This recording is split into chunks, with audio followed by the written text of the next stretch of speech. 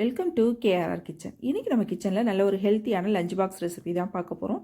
இன்றைக்கி நம்ம பச்சை பட்டாணியும் பீட்ரூட்டும் வச்சு நல்ல ஒரு அருமையான சாதம் தான் செய்ய போகிறோம். அதுவும் ஈஸியாக குக்கரில் செஞ்சிடலாங்க. எப்படி செய்கிறது நம்ம வீடியோக்குள்ளே போய் பார்ப்போம். அதுக்கு முன்னாடி நம்ம சேனலில் இப்போ தான் ஃபஸ்ட் டைம் பார்க்குறீங்கன்னா சப்ஸ்கிரைப் பண்ணி வச்சுக்கோங்க. கூடவே பெல் சிம்பிள் ப்ரெஸ் பண்ணி ஆளுங்கிற ஆப்ஷனையும் ப்ரெஸ் பண்ணி வச்சுக்கோங்க. அப்போ தான் நான் போடுற வீடியோஸ் எல்லாம் உங்களுக்கு தொடர்ந்து நோட்டிஃபிகேஷனில் ஒன்று கொண்டே கிடச்சிக்கிட்டு இருக்கும். இப்போ வாங்க இந்த பீட்ரூட் சாதம் எப்படி செய்கிறதுன்னு பார்த்துடலாம்.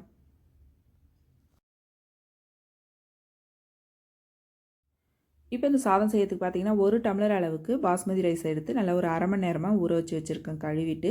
இது வந்து பாஸ்மதி ரைஸில் தான் செய்யணும்னு இல்லை, நீங்கள் சாப்பாட்டு அரிசியில் கூட செய்யலாம், அதுவும் நல்லாயிருக்கும். ஆனால் வந்து இது போல் நல்லா ஊற வச்சு எடுத்துக்குங்க. அப்போ தான் சாதம் நல்லா வெந்து சாப்பிட்றப்ப நமக்கு நல்லா சாஃப்டாக இருக்கும்.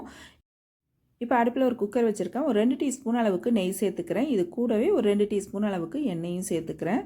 இப்போ நல்லா இது சூடு ஏறட்டும். சூடு ஏறினதுக்கு அப்புறம் பார்த்தீங்கன்னா இதில் ஒரு பிரிஞ்சி இலை, 2 கிராம்பு, ஒரு சின்ன துண்டு பட்டை சேர்த்துக்குங்க. இது கூடவே ஒரு 2 ஏலக்காயும் சேர்த்து நல்லா இதை ஃப்ரை பண்ணிக்கோங்க. ஒரு அரை டீஸ்பூன் அளவுக்கு ஜீரகம் சேர்த்துக்குங்க. சேர்த்து நல்லா பொரிஞ்சு செவந்து வரட்டும். பொரிஞ்சதுக்கப்புறம் பார்த்திங்கன்னா ஒரு பெரிய வெங்காயம் கட் பண்ணி வச்சுருக்கேன், அதையும் இதில் சேர்த்துக்கிறேன். இப்போ வெங்காயத்தை சேர்த்து நல்லா வதக்கிக்குவோம். வெங்காயம் நல்லா நிறம் மாறி வரட்டும். இப்போ வெங்காயம் பார்த்திங்கன்னா ப்ரௌன் கலரில் இந்த அளவுக்கு நல்லா நிறம் மாறி வரணும். அதுக்கப்புறம் இதில் ஒரு 1.5 டீஸ்பூன் அளவுக்கு இஞ்சி பூண்டு பேஸ்ட்டு சேர்த்து நல்லா கலந்து விட்டுக்குவோம். ஒரு 2 செகண்ட் கலந்து விட்டோம்னா போதும். அந்த இஞ்சி பூண்டோட பச்சை வாடை போகணும், அது வரைக்கும் நம்ம கலந்து விட்டோம்னா போதும். நல்லா வதங்கினதுக்கப்புறம் பார்த்திங்கன்னா இதில் கொஞ்சமாக கொத்தமல்லி தழை சேர்த்துக்கிறேன். அதே போல் கொஞ்சமாக புதினா தலையும் சேர்த்துக்கிறேன். இது கூடவே ஒரு தக்காளி பழம் சேர்த்துட்டு ஒரு 2 டேபிள் ஸ்பூன் அளவுக்கு தயிர் சேர்த்துக்கிறேன். சேர்த்து இது நல்லா கலந்து விடுங்க. ஒரு 2 செகண்டுக்கு நல்லா அதை வதக்கி விடுவோம். இப்போ நல்லா ஓரளவு வதங்கினதுக்கு அப்புறம் பார்த்தீங்கன்னா ஒரு 200 கிராம் அளவுக்கு பீட்ரூட் எடுத்து நல்லா கட் பண்ணி வச்சுருக்கேன். சின்ன சின்ன க்யூப்ஸாக கட் பண்ணி வச்சுருக்கேன். அது கூடவே ஒரு அரை கப் அளவுக்கு பச்சை பட்டாணி, இது ஃப்ரெஷ்ஷான பச்சை பட்டாணி தான் நான் சேர்த்துருக்கேன். இதே நீங்கள் காஞ்ச பட்டாணினா ஊற வச்சுட்டு சேர்த்துக்குங்க. நல்லா ஒரு 8 மணி நேரம் ஊற வச்சுட்டு சேர்த்திங்கன்னா தான் உங்களுக்கு நல்லா வெந்து வரும்.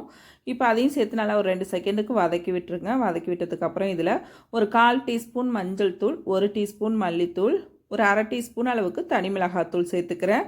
அரை டீஸ்பூன் அளவுக்கு சோம்புத்தூள் சேர்த்துருக்கேன். இப்போ இது எல்லாத்தையும் நல்லா கலந்து விட்டுக்குவோம். நல்லா ஒரு 2 செகண்டுக்கு வதக்கி விட்டுக்குவோம். இப்போ எல்லாம் நல்லா வதங்கி வந்ததுக்கப்புறம் பார்த்திங்கன்னா இந்த சாதத்துக்கு தேவையான அளவு உப்பும் இது கூடவே சேர்த்து நல்லா கலந்து விட்டுக்கிறேன். இப்போ இதுக்கு தேவையான அளவு தண்ணி சேர்த்துக்குவோம். நான் இன்றைக்கி பாஸ்மதி ரைஸ் எடுத்துருக்கிறதுனால 1 டம்ளர் அரிசிக்கு 1.5 டம்ளர் அளவுக்கு தண்ணி வைக்கிறேன். இதே இது நீங்கள் சாப்பாட்டு அரிசி மற்ற அரிசி ஏதாவது எடுத்தீங்க அப்படின்னாக்கா 1 டம்ளருக்கு 2 டம்ளர் வைங்க, அதுதான் சரியான அளவாக இருக்கும். பாஸ்மதி ரைஸுக்கு மட்டும்தான் நம்ம 1 டம்ளருக்கு 1.5 டம்ளர் வைக்கணும். இப்போ தண்ணி வச்சு நல்லா கொதி வந்ததுக்கு அப்புறம் நீங்கள் அரிசியை தண்ணிலாம் வடிகட்டிட்டு சேர்த்துக்குங்க.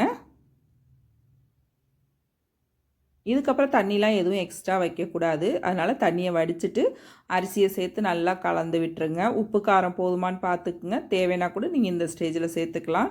நல்லா கலந்து விட்டு குக்கர் மூடி போட்டு 2 விசில் வச்சோம்னா போதும். ஹை ஃப்ளேமில் 2 விசில் வச்சா போதும். சாதம் நல்லாவே வெந்து வந்துடும்.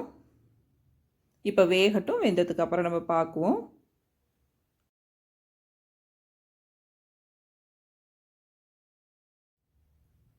இப்போ பாருங்கள், சாதத்தை ஓப்பன் பண்ணி பார்ப்போம். நல்லா அருமையாக வெந்து வந்திருக்கு சாதம். நல்லா ஒன்றோட ஒன்று ஒட்டாமல் உடையாமல் சூப்பராக அருமையாக வந்திருக்கு. சாதத்தை வந்து நீங்கள் பொறுமையாக மெதுவாக கலந்து விடுங்க. ப்ரெஷர் எல்லாம் அதே போல் தன்னால் அடங்கணும்.